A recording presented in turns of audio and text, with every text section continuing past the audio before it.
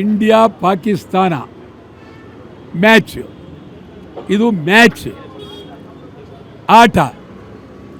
ಆಟದಲ್ಲಿ ನಾವು ದ್ವೇಷನಾಗಲಿ ಧರ್ಮನಾಗಲಿ ತರಬಾರ್ದು. ಯಾರೇ ಗೆದ್ದರೂ ಸಂತೋಷ ಪಡಬೇಕು.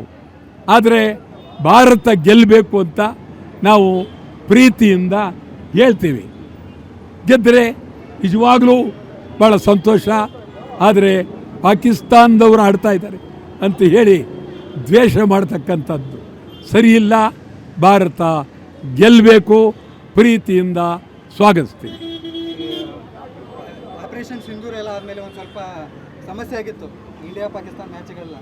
ಈಗ ಆಡ್ತಾ ಇರೋದು ಅದ್ರ ಬಗ್ಗೆ ಇದು ಒಂದು ತೀರ್ಮಾನಕ್ಕೆ ಭಾರತ ಸರ್ಕಾರ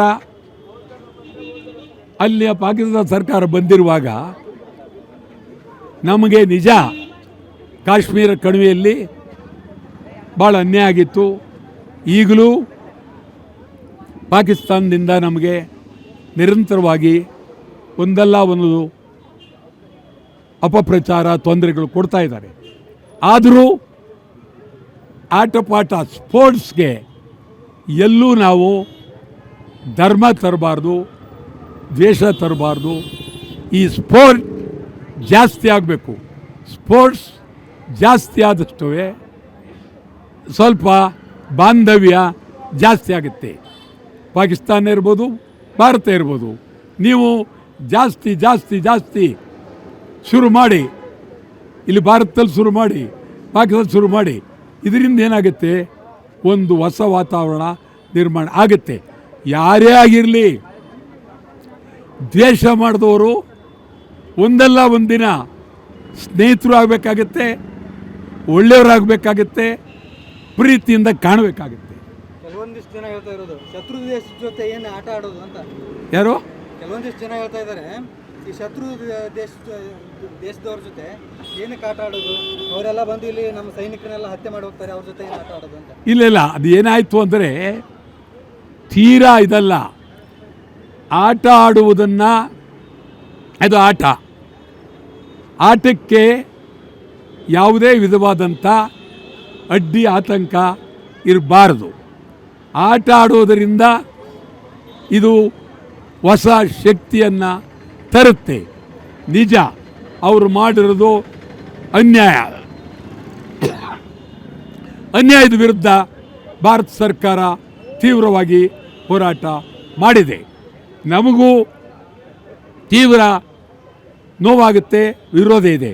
ಆದರೆ ಆಟ ಆಡುವ ಸ್ಪೋರ್ಟ್ಸ್ ಆಟಗಾರರು, ಇಂಡಿಯಾ ಆಗಲಿ ಪಾಕಿಸ್ತಾನ ಆಗಲಿ, ಅವರು ದ್ವೇಷ ಮಾಡ್ಕೊಂಡೇನು ಆಟ ಆಡ್ತಾ ಇಲ್ಲ.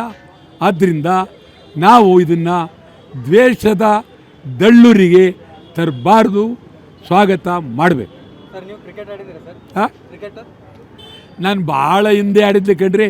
ಈಗ ಸ್ವಲ್ಪ ಅದು ಆಡೋಕ್ಕೆ ಹೋದ ತಾಪತ್ರಯ ಭಾಳ ಹಿಂದೆ, ತೀರಾ ಸ್ವಲ್ಪ ಹೆಚ್ಚು ಕಡಿಮೆ ನನಗೆ 15 ಇರ್ಬೋದು, 16 ವರ್ಷ. ಇಲ್ಲಿ ಸುಭಾಷ್ನಾಥ್ ಕೆರೆ, ಆವಾಗ ಈಗ ಬಸ್ ಅಂಗಡಿ, ಕೆಂಪೇಗೌಡ ಬಸ್ ನಿಲ್ದಾಣ ಇರಲಿಲ್ಲ, ಫುಲ್ ಖಾಲಿ.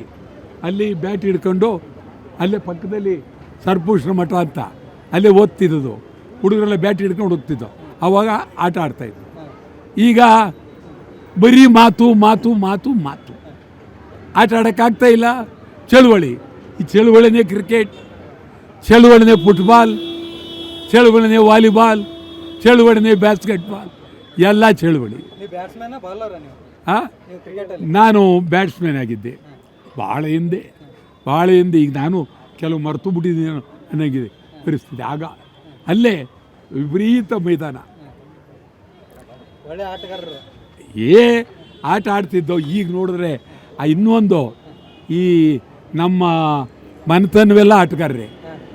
ಈ ಚಿನ್ನಸ್ವಾಮಿ ಕ್ರೀಡಾಂಗಣದ ಕಟ್ಟಬೇಕಾದ್ರೆ ನಮ್ಮ ಸ್ವಂತ ಅಣ್ಣ ಅವರೇ ಸೆಕ್ರೆಟ್ರಿ, ಸಿ ನಾಗರಾಜ್. ಚಿನ್ನಸ್ವಾಮಿ ಅಧ್ಯಕ್ಷರು, C Nagaraj secretary. C Nagaraj ಇದೆಲ್ಲ ಕಟ್ಟಿದವರು, ಸಿ ನಾಗರಾಜ್ ಸ್ಥಳ ತರಿಸಿದವರು. ನಾವೆಲ್ಲ ಕ್ರಿಕೆಟ್ ವಂಶದವ್ರೆ. Thank you sir. ನನಗೆ ಪ್ರಸನ್ನ ಗೊತ್ತು, ಚಂದ್ರಶೇಖರ್ ಗೊತ್ತು, ಕಿರ್ಮಾನಿ ಗೊತ್ತು, ಎಲ್ಲ ಗೊತ್ತು. ಇವರೆಲ್ಲ ಬೇಕಾದವರು ಪಾಪ. ವಿಶ್ವನಾಥ್ ಗೊತ್ತು, ಎಲ್ಲ ಗೊತ್ತು ಪಾಪ. RCB ಅವ್ರು ಮತ್ತೆ ಇಲ್ಲಿ ಆಡಬೇಕು ಅನ್ನೋವಂಥ ಚರ್ಚೆ ನಡೀತಾ ಇದೆ. ಇದು ಏನಾಗಿದೆ, ಮೊದಲು 17 ಜನ ಸತ್ತಿರೋ ಬಗ್ಗೆ ಒಂದು ತೀರ್ಮಾನ ಆಗ. ಸತ್ತಿರೋ ಸಾಯ್ಲಿ, ನಾವು ಬ್ಯಾಟ್ ಹಿಡ್ಕೊಂಡು ನುಗ್ತೀವಿ ಅಂದ್ರೆ ಏನು ಅರ್ಥ? ಸತ್ತಿರೋರು ನಾನು ಹೇಳಿದೆ 1 ಕೋಟಿ ರೂಪಾಯಿ ಕೊಡ್ರಿ ಅವ್ರಿಗೆ ಅಂತ. RCB, ಚಿನ್ನಸ್ವಾಮಿ, ಸರ್ಕಾರ ಎಲ್ಲ ಸೇರಿ ಒಟ್ಟಿಗೆ 1 ಕೋಟಿ ಕೊಡಿ ಅಂತ. ಕೊಟ್ಟೇ ಇಲ್ಲ. ಅವ್ರ ಗತಿ ಏನಾಗಬೇಕು? ಸಮಾಧಿಲಿ ಹೋಗಿ ಅವರಪ್ಪ ಅಳ್ತಾನಲ್ಲ. ಈಗ ಆಡ್ಬೇಕಂತೀರಾ ಬೇಡ ಅಂತೀರಾ ನೀವು? ನನಗೆ ಅವರು ಆ ಸತ್ತವರ ಹಣ, ಸತ್ತವರಿಗೆ 1 ಕೋಟಿ, ಸತ್ತವರಿಗೆ ಗ್ಯಾರಂಟಿ, ಸತ್ತವರಿಗೆ ಕೆಲಸ ಕೊಡದೆ RCB ಆಡೋಕ್ಕೆ ಕೊಡು.